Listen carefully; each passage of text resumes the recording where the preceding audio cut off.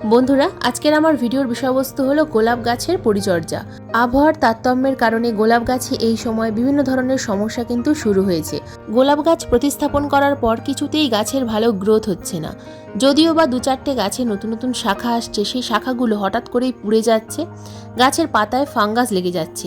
গাছে কিছুতেই ফুল আসছে না, যদিও বা ফুল আসছে, ফুলের আকার ছোট হচ্ছে। গাছে প্রচুর পরিমাণে ব্লাইন্ড শুটের সমস্যা হচ্ছে। যদি তোমাদের বাগানের গোলাপ গাছগুলোতে এই রকম ধরনের সমস্যাগুলো হয়ে থাকে, তাহলে আজকের এই ভিডিওটা সম্পূর্ণ তোমাদের জন্য। তাছাড়া আজকের এই ভিডিওতে সম্পূর্ণ ঘরোয়া জৈব খাবার প্রয়োগ করা দেখাবো, যে খাবার প্রয়োগ করে গোলাপ গাছ থেকে কিন্তু তোমরা এই ধরনের প্রচুর পরিমাণে ফুল পেতে পারবে।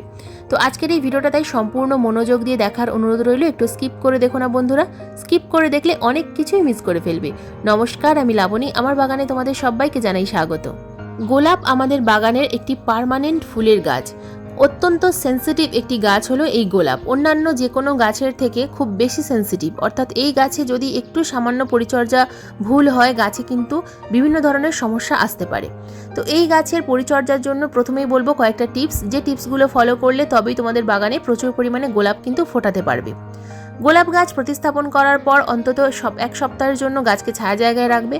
তারপর থেকে গাছকে ফুল সানলাইটের মধ্যে রেখে দিতে হবে। গোলাপ গাছ যদি ছায়া জায়গায় রাখো, তাহলে গোলাপ গাছে বিভিন্ন ধরনের সমস্যা আসবে। গাছে ব্লাইন্ড শুটের সমস্যা হবে, গাছে কিছুতেই ভালো ফুল তো আসবেই না, বিভিন্ন ধরনের রোগ পোকারও আক্রমণ হবে। টিপস নাম্বার 2, গাছে একবার ফুল ফুটে যাওয়ার পর সেই ফুলগুলোকে কিন্তু গাছের মধ্যে বেশি দিন রাখবে না। ফুলগুলোকে কাটারের সাহায্যে কেটে দেবে। তো ফুল কিন্তু কাটারও একটা নিয়ম আছে। 5 পাতার উপর থেকে এবং 3 পাতার নিচ থেকে কাটলে সেই গাছে গোলাপ ফুলের সাইজ সবসময় বড় হয়, সেই গাছে ব্লাইন্ড শুটের সমস্যা একেবারেই থাকে না। যদি তোমাদের গাছে একটা মাত্র ডালে একটা মাত্র ফুল ফুটে থাকে, তাহলেও চেষ্টা করবে যেখানে বড় পাতা আছে সেই পাতার উপর থেকে ফুলটাকে কাটার। গাছের মধ্যে শুকনো ফুল বেশি দিন থাকলে গাছের এনার্জি নষ্ট হয়, যে কারণে পরবর্তী ফুল আসতে অনেকটা সময় লেগে যায়। তাই সব সময় চেষ্টা করবে যখন গাছের ফুলটা একটু হালকা শুকিয়ে যাবে, যখন দেখবে যে পাপড়ি ঝরে যাচ্ছে, সঙ্গে সঙ্গে সেই ফুলটাকে পরিষ্কার কাটার দিয়ে কেটে দেবে। কাটার দিয়ে কেটে দেওয়ার পর জায়গাটায় ভালোভাবে ফাঙ্গিসাইডের প্রলেপ লাগিয়ে দেবে। আর যদি গাছ অনেক বড় হয়, গাছে ফাঙ্গিসাইড লাগানোর সমস্যা হয়, সেক্ষেত্রে গাছে ফাঙ্গিসাইড, কোনো ভালো মানের ফাঙ্গিসাইড 1 লিটার জলে 2 গ্রাম মিশিয়ে স্প্রে করবে। টিপস নাম্বার 3, আবহাওয়ার তারতম্যের কারণে গাছে এই সময় কিন্তু যেমন প্রচুর পরিমাণে পোকামাকড়ের আক্রমণ হচ্ছে, ঠিক তেমনই গাছের পাতার মধ্যে কালো কালো স্পট আসছে। তোমরা তোমাদের গাছে খুব ভালোভাবে লক্ষ্য করবে, গাছের মধ্যে প্রচুর পরিমাণে হলুদ রঙের পাতা দেখা যাচ্ছে এবং সবুজ পাতার উপর কালো কালো স্পট আসছে।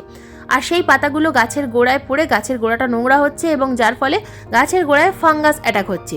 তো এই সমস্যাটা থেকে মুক্তি পেতে হলে গাছের পাতাগুলোকে হাত দিয়ে তুলে ফেলতে হবে এবং গাছের গোড়া সবসময় পরিষ্কার রাখবে। গাছের গোড়ায় যেন এই অপরিষ্কার পাতা বা ফাঙ্গাস লাগা পাতাগুলো জমা হতে না থাকে। এইভাবে যদি জমা হতে থাকে, তাহলে গাছের কিন্তু প্রচুর পরিমাণে সমস্যা দেখা দেবে। তাই সব সময় গাছকে আগাছা মুক্ত রাখবে এবং পরিষ্কার রাখার চেষ্টা করবে। আর প্রতিদিন সকালে চেষ্টা করবে ঠান্ডা জলে স্প্রে করার। ঠান্ডা জলে স্প্রে যদি তোমরা করতে পারো, তাহলে গাছে কিন্তু রোগ পোকার আক্রমণ বা ফাঙ্গাস প্রবলেম অনেকটা কম হয়। যদি হাতের কাছে অ্যালোভেরা থাকে, তাহলে অ্যালোভেরার একটা পাতা ভালোভাবে পেস্ট করে নিয়ে জলের সঙ্গে মিশিয়ে সেই অ্যালোভেরা পেস্ট যুক্ত জল গাছে যদি স্প্রে করতে পারো, তাহলে কোনো রকম কোনো ফাঙ্গিসাইড স্প্রে করার প্রয়োজন হয় না। টিপস নাম্বার 4, গাছ প্রতিস্থাপন করার পর গাছের মধ্যে প্রচুর পরিমাণে কিন্তু গ্রোথ শুরু হয়। গাছে আমরা যদি উপযুক্ত খাবার প্রয়োগ করতে পারি, যদি নাইট্রোজেন সমৃদ্ধ খাবার বা ফসফরাস সমৃদ্ধ খাবার ঠিকঠাক মতো প্রয়োগ করতে পারি, তাহলে গাছের যেমন গ্রোথ হবে, ঠিক তেমনই গাছে কিন্তু প্রচুর পরিমাণে কুঁড়ি আসবে। তো এর সাথে সাথে গাছে আসবে কিন্তু ব্যাসাল শুট। তো অনেক সময় আমরা যারা নতুন বাগানি, আমরা বুঝতে পারি না যে কোনটা ব্যাসাল শুট আর কোনটা এলা ডাল বা শাঁকার ডাল। তো আজকে আমি তোমাদেরকে দেখিয়ে দেবো যে কোনটা ব্যাসাল শুট, এলা ডাল বা শাঁকার ডাল। তো এই যে সাইডের যে ডালগুলো দেখতে পাচ্ছ, মোটা মোটা ডাল, যেগুলো গ্রাফটিং নোটের ঠিক ওপর থেকে আসছে, সেগুলোকে বলা হয় ব্যাসাল শুট। ব্যাসাল শুট সবসময় বেশের কাছ থেকে আসে, অর্থাৎ মাটির কাছাকাছি থেকে আসে, সেই কারণে এগুলোকে বলা হয় ব্যাসাল শুট। এবং সেই ব্যাসাল শুটে, মোটা ব্যাসাল শুটে সবসময় বড় ফুল আসে। আর নিচের দিকের অংশ দেখো, যেখান থেকে গ্রাফটিং নোটের নিচ থেকে একটা ডাল এসছে, তো এই ডালটাকে বলা হয় এলা ডাল বা শাঁকার ডাল। তোমরা ভালোভাবে লক্ষ্য করলে বুঝতে পারবে। দেখো আমি নিড়ানির সাহায্যে এটাকে তুলে নিলাম, ঠিক নিচ থেকে কিন্তু তুলে নিলাম। তো এটাকে বলা হয় এলা ডাল বা শাঁকার ডাল। এই ডালে কিন্তু এটা হলো জংলি ডাল, 7 পাতার জংলি ডাল বা দেশীয় প্রজাতির গোলাপ। তো এই গাছটাকে তোমরা সবসময় ডালটাকে চেষ্টা করবে ভেঙে দেওয়ার। নিচ থেকে ভেঙে দিলে তাহলে ওপরের দিকে যে গ্রোথটা শুরু হয়েছে সেটা ভালো থাকবে। আর যদি এই ডালটা বড় হতে থাকে তাহলে ব্যাসাল শুট বড় হবে না, মোটা হবে না, গাছে ফুলও আসবে না এবং ধীরে ধীরে অরিজিনাল যে গোলাপ গাছটা সেটা কিন্তু মারা যাবে। এবার বলবো টিপস নাম্বার 5। বন্ধুরা, আমাদের গোলাপ গাছের মাটি সবসময় হালকা ময়েশ্চার রাখতে হবে। কখনো যেন খুব বেশি শুকিয়ে না যায়, আবার কখনো যেন খুব বেশি জল জল হয়ে না থাকে। যদি কাদা কাদা হয়ে থাকে খুব বেশি, তাহলে গাছে বিভিন্ন ধরনের ফাঙ্গাস অ্যাটাক করবে, টবের মিডিয়াতে পোকামাকড়ের আক্রমণ হবে এবং গাছে প্রচুর পরিমাণে ব্লাইন্ড শুটের সমস্যা হবে। প্রথমেই যেটা বলেছিলাম, গাছের রোদ্দুর কম লাগলে ব্লাইন্ড শুটের সমস্যা হবে, গাছে যদি আবহাওয়ার তারতম্য হয় ব্লাইন্ড শুটের সমস্যা হবে এবং গাছে যদি টবের মিডিয়া খুব বেশি কাদা কাদা হয়ে থাকে বা খুব যদি শুকিয়ে যায় তাহলেও ব্লাইন্ড শুটের সমস্যা হবে। তাই চেষ্টা করবে টবের মাটিটাকে হালকা ময়েশ্চার রাখার, খুব বেশি কাদা কাদা নয়, আবার মুঠো করলে ছেড়ে দিলে সেটা ঝুরঝুরে হয়ে যাচ্ছে। তো আর প্রতি 15 দিন অন্তর অন্তর টবের মাটিটাকে হালকা করে খুশে দেবে। খুব বেশি ডিপে খোসার দরকার নেই, উপরের মাটিটা হালকা করে খুশে দেবে। এইভাবে যদি তোমরা খুশে রাখো তাহলে গাছে কিন্তু কখনো ফাঙ্গাস প্রবলেম হয় না, আর গাছে প্রচুর পরিমাণে পোকামাকড়েরও আক্রমণ হয় না। আমি যেটা করি, আমার টবের মাটিতে প্রতি মাসে একবার করে ট্রাইকোডার্মা ভিরিডি, হাফ চামচ পরিমাণ ট্রাইকোডার্মা ভিরিডি এইভাবে টবের মিডিয়া খুশে দেওয়ার পর ছড়িয়ে দিই।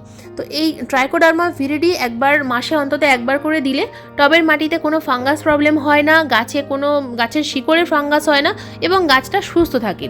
যদি তোমাদের হাতের কাছে ট্রাইকোডার্মা ভিরিডি না থাকে সেক্ষেত্রে তোমরা এখানে কিন্তু হলুদ গুঁড়ো প্রতি মাসে 1 চামচ করে টবের মিডিয়াতে ছড়িয়ে দিতে পারবে। ট্রাইকোডার্মা ভিরিডি আমি লিঙ্ক দিয়ে রাখবো ডেসক্রিপশন বক্সে, তোমরা চাইলে কিন্তু বাই করতে পারো। এবার আসি টিপস নাম্বার 6। গাছে এই সময় যদি প্রচুর পরিমাণে পোকামাকড়ের আক্রমণ হয়, গাছে যদি গ্রোথ একেবারেই থমকে থাকে, তাহলে আমরা এই সময় কোন পেস্টিসাইড স্প্রে করব? গোলাপ গাছের জন্য হাতের কাছে দুটো একটা পেস্টিসাইড কিন্তু অবশ্যই রাখতে হবে। আমি তোমাদেরকে কনফিডার স্প্রে করার কথা বলি, তো কনফিডারটা তো অবশ্যই স্প্রে করবে 15 দিন অন্তর অন্তর। আর 15 দিন অন্তর অন্তর যেটা স্প্রে করবে সেটা এই সুপার সোনাটাটা স্প্রে করার চেষ্টা করবে। সুপার সোনাটা গাছে স্প্রে করলে গাছে যেমন পোকামাকড়ের আক্রমণ কম হয়, ঠিক তেমনই গাছের কিন্তু খুব ভালো গ্রোথ হয়। অর্থাৎ এক কথায় এই সুপার সোনাটা যেমন পিজিআর এর কাজ করে, ঠিক তেমন পোকামাকড় দূর করতেও সাহায্য করে। তো এটা 1 লিটার জলে 2 ml ভালোভাবে মিশিয়ে গাছের পাতায় খুব ভালোভাবে স্প্রে করবে, পাতার উপরে, পাতার তলায় খুব ভালোভাবে এটা স্প্রে করবে। বাগানে যতগুলো গোলাপ গাছ আছে একই দিনে প্রত্যেকটা গোলাপ গাছে স্প্রে করার চেষ্টা করবে। এই নয় যে একটা গাছে স্প্রে করলাম বাদবাকি গাছে স্প্রে করলাম না, তাহলে একটা গাছে স্প্রে করার পর এই গাছে যখন আবার অন্য গাছ থেকে পোকাটা কিন্তু এই একই গাছে চলে আসবে। তাই এই সুপার সোনাটা এবং কনফিডার এই দুটো পেস্টিসাইড একটু হাতের কাছে রাখার চেষ্টা করবে। আর সম্পূর্ণ ঘরোয়া উপায়ে তো বিভিন্ন রকম পেস্টিসাইড আমি তোমাদের দেখাই। বেকিং সোডা গাছে স্প্রে করলে অনেক সময় পোকামাকড়ের আক্রমণ দূর হয়, তবে গোলাপ গাছের ক্ষেত্রে আমি বলবো দুটো একটা পেস্টিসাইড হাতের কাছে রাখো, যেমন কনফিডার, সুপার সোনাটা, কাকা, এই ধরনের কিছু কিছু পেস্টিসাইড হাতের কাছে রাখলে কিন্তু বিভিন্ন ধরনের সমস্যা থেকে আমাদের গোলাপ গাছকে আমরা রক্ষা করতে পারি। বন্ধুরা, এবার আসি গাছে আমরা কি খাবার প্রয়োগ করব। সম্পূর্ণ ঘরোয়া খাবার একদম হাতের কাছে যেগুলো থাকে সেইগুলো দিয়েই আমি খাবার প্রয়োগ করা আজকে দেখাবো। তো এটা যেটা দেখছো বন্ধুরা, এটা হলো পেঁয়াজের খোসা ভেজানো জল। 250 ml জলের মধ্যে আমি 3-4টে পেঁয়াজের খোসাকে ভিজিয়ে রেখে দিয়েছিলাম 3 দিনের জন্য, একটু বেশি দিন ভিজিয়েছি। তোমরা চাইলে এখানে কিন্তু 2 দিন ভিজিয়ে রাখতে পারো। তো এখানে আমি নিয়ে নিয়েছি 750 ml জল, সাধারণ জল। তো তার মধ্যে আমি দিয়ে দিলাম 250 ml পেঁয়াজের খোসা ভেজানো জল। এই পেঁয়াজের খোসা ভেজানো জলের মধ্যে যেমন আছে ফসফরাস, পটাশিয়াম, ঠিক তেমনই আছে কিন্তু সালফার। তো এই পেঁয়াজের খোসা ভেজানো জল গাছে প্রয়োগ করলে গাছের পাতা হলুদ হয়ে যাওয়ার সমস্যা কমে যাবে, গাছের মধ্যে পোকামাকড়ের আক্রমণ কমে যাবে, বিভিন্ন ধরনের সমস্যা কিন্তু ঠিক হয়ে যাবে। এরপর যেটা দেবো সেটা হলো কফি পাউডার। এই 2 টাকার কফি পাতার মধ্যে যতটুকু পরিমাণ কফি পাউডার আছে ঠিক ততটুকু আমি কিন্তু এই 1 লিটার জলের মধ্যে ঢেলে দেবো। তো সম্পূর্ণটাই দিয়ে দিলাম এবং এই 1 লিটার জল দুটো উপাদান মিশিয়ে ভালোভাবে পেঁয়াজের খোসা ভেজানো জল এবং কফি পাউডার মিশিয়ে গাছের মাটিতে প্রয়োগ করব। তো কতটা পরিমাণ প্রয়োগ করব? টবের মিডিয়া যেমনভাবে শুকনো থাকবে, যদি দেখো যে টবের মিডিয়া অনেকটা শুকিয়ে গেছে তাহলে একটু বেশি করে দেবে। একটা 6 ইঞ্চি টবে তোমরা 300 থেকে 400 ml দিয়ে দেবে, একটা 8 ইঞ্চি টবে সম্পূর্ণ 500 ml দিয়ে দেবে। তো দেখো একটা গাছে আমি 6 ইঞ্চি টবে দিয়ে দিলাম এবং একটা 8 ইঞ্চি টবে দেখো প্রথমেই আগে একটা এলাডাল হয়েছিল, তো সেটাকে আমি ভেঙে দিলাম। গ্রাফটিং নোটের নিচ থেকে আসলেই কিন্তু এগুলো এলাডাল ভেঙে দেওয়ার চেষ্টা করবে। তারপর টবের মাটিটাকে ভালোভাবে খুশে নিলাম এবং এই গাছেও কিন্তু আমি এই পেঁয়াজের খোসা ভেজানো জল দেবো। তো যেদিন আমি পেঁয়াজের খোসা ভেজানো জল প্রয়োগ করি সেদিন আমি প্রায় প্রত্যেকটা গাছেই এইভাবে পেঁয়াজের খোসা ভেজানো জল দিই।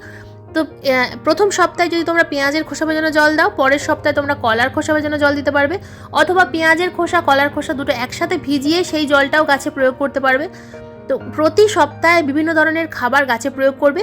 মাসে 2 বার যে মিশ্র খাবারটা আমি তোমাদের দেখিয়েছিলাম ভিডিওতে, সেই খাবারটা প্রয়োগ করার চেষ্টা করবে। আর এই লিকুইড খাবারগুলো প্রতি সপ্তাহে 1 বার করে দেবে। তো যে কোনো খাবারের মাঝখানে 5 দিনের ব্যবধান অবশ্যই রাখার চেষ্টা করবে।